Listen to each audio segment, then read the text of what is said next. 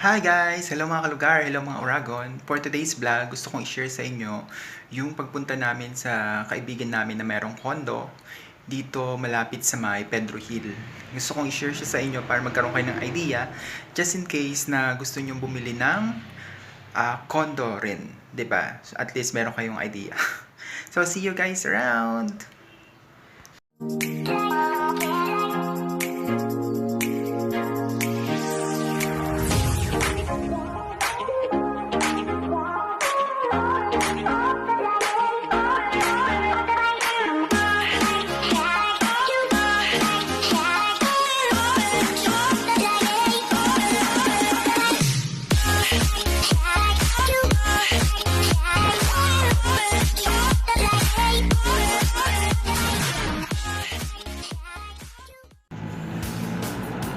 Hi guys! So andito ako sa rooftop ng isang building dito sa may Pedro Hill. So yung nakikita nyo ngayon dyan, yan yung doon, yan yung papunta ng Manila Bay. Ayan. So ito yung ito yung kabuuan ng Metro Manila. I mean at the center, di ba? Ayan, makita mo sa baba yung LRT.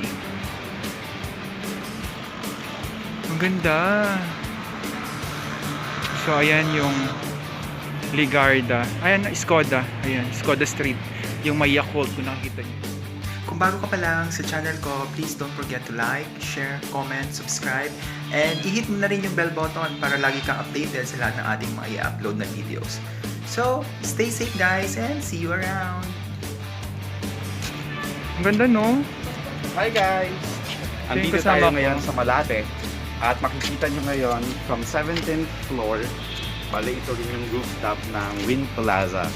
So, hindi ka nakikita. Kung makikita nyo yung mahabang ilaw na yan, yun yung bagong bukas na Skyway. Kung gusto nyong malunod sa pangarap. Ba yan? Kala ko pa ng seryoso? Ay, totoo ba yan? Oo. Uy, alam mo, pwede dito mag-set up. Dito na tayo minom. Pwede ba? Diba? Ayan guys, yung bagong bukas na, yung may ilaw doon, yung binabanggit ng kasama ko kanina. Ayan yung Skyway, na bukas na ngayon. Yung may mahabang ilaw doon na makikita nyo. Straight. Ang ganda, grabe. Ito ang Manila guys. Ayan yung Pedro Hill, yung next to simbahan ng Iglesia ni Cristo.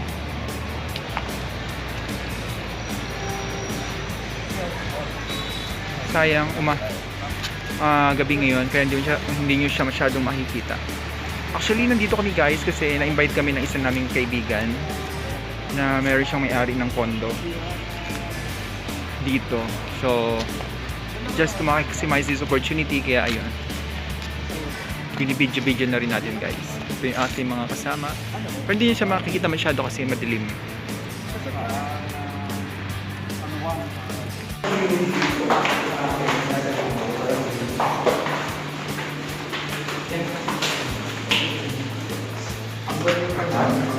So, andito na kami guys sa room ng aming kaibigan. Ay wow, ang cute. Oh, ang ganda. Okay. So, ito yung kanyang room guys. Yan o, naglilik yung tubig. Naayos na nga. So, ayun yung kanyang. Ito yung kabuuan ng kanyang room. Ito kanyang bed. Tapos may working table siya doon. Ito ang kanyang kitchen. Oh, wait lang. Maglalamig tayo ng mesa. Yeah, meron siyang salamin dito. Tapos CR ata ito. Ito yung mini office ko. Nung ECQ ginawa. So, ganun lang siya kaliit guys ang condo niya dito. Ginaya-gaya ko lang siya sa iyo. Wow! Hindi lang gastos. Really hoso siya guys. Oh. Kasi May meron boarding siyang sa corner. May isang gong litro. Wait, anong court? Ano na siya? Ang galing no? Yan guys yung result ng niluto sa air fryer. Fryer? Sir, ito po si Ito po si Chef Andre. Ito na po yung ano. si Chef Andre. Chef. Pero- Chef. Pero how true Ang or cute, how no? false na carcinogenic daw ang mga nilito sa air fry? Pwedeng maging cancer causing. Feeling ko walang bearing kasi hangin lang naman ito. Hindi na siya katulad ng microwave. Kasi parang tinatanggal daw sa food yung natural. Cancerous pala ito, guys. Natural. Biglang nanira. Hindi ko alam yun, ngayon ko lang narinig. Well, actually, sinisira ko na yung vlog. Oh, mahirapan ako mag-ano nito, mag-edit. Wala nang English. Hindi mo siya pwedeng ilagay lahat na lang. Lalagay ko na nga naman. Mainitin ko kasi siya. Galing, no? Lagyan natin to? Isasabay na natin. Ah, okay. Pigilan niyo ako, di ba? Ayaw niyo.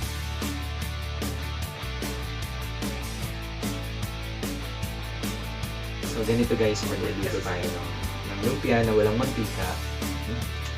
Tsaka unbelievable, lulutong ko. Wow. Air fryer, no? Pero chef, mas nire-recommend mo yung air fryer than ano? Yes.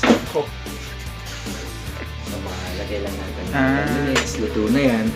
Ah, ito ng air fryer. So, ibig sabihin, lulutuin siya ng hangin. So, less oil, guys. Tapos, meron din siya dito, guys, chicken. Tapos, meron din siya, guys, ditong, chicken ulit. Ayan. So, ganito pala, guys, yung, just to give you lang, idea. Ganito, guys, yung 21 square meter na condominium. Ganito lang siya. So, pagpasok mo, nandun na yung bed, yun ang pinakita ko sa inyo kanina. Tapos, meron siya ditong CR. Tapos, ito na rin yung kitchen. Ayan. So, may nilagyan lang dito na kaunting salamin para, syempre, para medyo lumaki yung itsura ng room. Ayan ang ating last supper. Ay, napuno mo na yung punta lang Pinoy mo. Yun yan sa Ayan yung door palabas. Nalungkot kasi ako wala ng ABS. Di ko na nagamit yung laptop. Wala kasi ang